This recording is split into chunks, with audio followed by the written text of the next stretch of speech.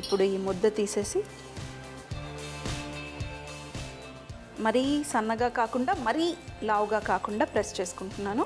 కొంచెం లావుగా ఉందనుకోండి సాఫ్ట్గా ఉంటుంది, అదే కొంచెం సన్నగా ఉందనుకోండి క్రిస్పీగా కరకరలాడుతూ టేస్టీగా ఉంటుంది. ఇప్పుడు చిన్న చిన్న గుంటలు చేసుకుందాం.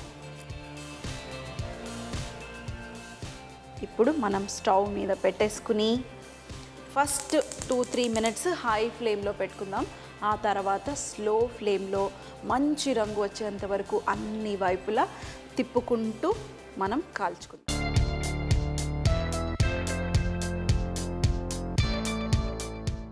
Sago తాలీపీట్ ready.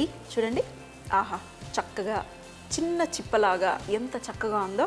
ఇలాగే చేసుకోవాలి మన స్టైల్లో. ఇలా వాళ్ళ స్టైల్లో అయితే పెనం మీద ఫ్లాట్గా అప్పచ్చిల్లాగా వేసుకుని కాల్చుకుంటారు. మరి ఇది రెడీ.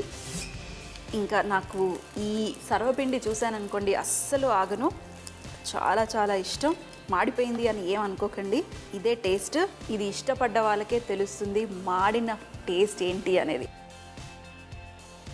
చక్కగా స్పైసీగా ఉంది.